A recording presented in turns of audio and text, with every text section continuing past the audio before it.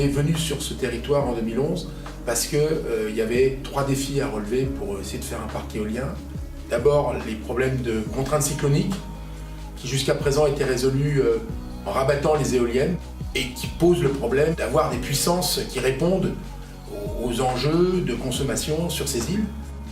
Donc l'idée, c'était de mettre des éoliennes de grande dimension qui permettent de produire beaucoup plus d'énergie. Deuxième enjeu technique, c'était les questions de logistique. On est sur des petites routes, on a des pales de 45 mètres à déplacer, on a une topographie qui est un petit peu complexe sur le site.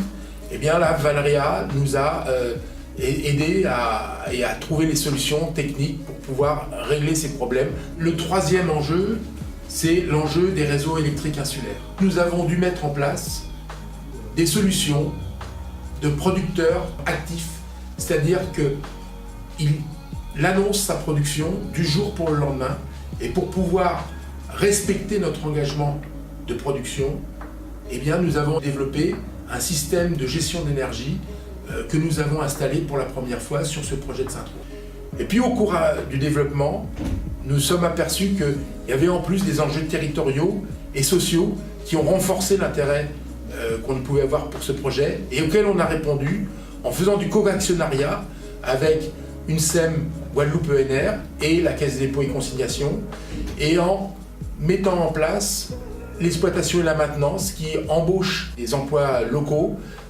au sein de Valemo, qui a créé sa base de maintenance sur place.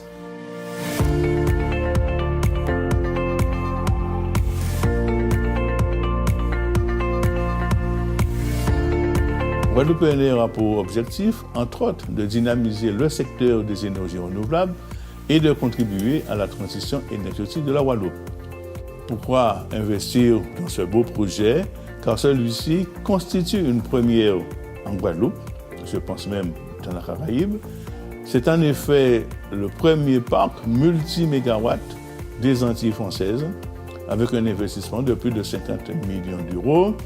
Rappelons que nous pouvons alimenter 17 000 foyers, ce qui va augmenter de 10% la production électrique, la production d'énergie renouvelable de la Guadeloupe. La Banque des Territoires est très heureuse de participer à l'opération du parc éolien de Sainte-Rose. L'une des ambitions de la Banque des Territoires est de rendre les territoires plus durables. Nous sommes là clairement dans une des opérations répondant à cet objectif. Le parc éolien de Valorem présente des avancées technologiques majeures avec une production énergétique très performante, très améliorée par rapport à ce qui se pratiquait auparavant avec la production d'éoliennes. Et c'est également un projet qui marque des innovations en termes de stockage de l'énergie. La société civile, les élus, les industriels, les investisseurs, les banquiers, tous ont participé à l'élaboration de ce projet, ont partagé l'objectif, et nous sommes là également dans l'une de nos finalités qui consiste à rendre les territoires plus inclusifs. Grâce à son système unique de gestion de l'énergie, le parc éolien de Sainte-Rose s'engage à injecter dans le réseau local une certaine quantité d'électricité. À partir des prévisions météo, on calcule la production électrique du lendemain. Le jour même, s'il y a moins de vent que prévu, on utilise les batteries. S'il y en a plus, on stocke le surplus d'électricité. En cumulant production d'électricité et stockage, ce parc éolien hybride participe à la stabilité du réseau électrique. Ce système est bien adapté aux zones insulaires. Parfois, le vent y souffle très fort. En cas de tempête, les éoliennes ne produisent plus, mais continuent à s'orienter face au vent. Il peut arriver que tout le réseau de l'île soit coupé. Dans ce cas, un générateur s'active, la nacelle et les pales continuent ainsi à s'orienter pour résister aux vents violents. Donc au bout du compte, pour nous, le projet de Sainte-Rose, c'est un laboratoire où on a expérimenté les solutions technologiques. Et donc aujourd'hui, c'est effectivement des choses dont on a besoin sur les réseaux électriques insulaires. Mais demain, quand l'éolien et le solaire seront majoritaires sur le continent interconnecté européen, eh bien, il faudra aussi mettre en place les solutions qu'on aura développées, qu'on aura mises au point sur Sainte-Rose.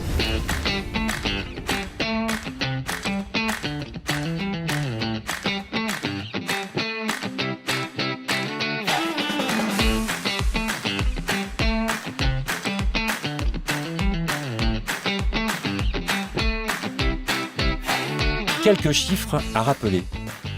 8 éoliennes de 2 MW chacune.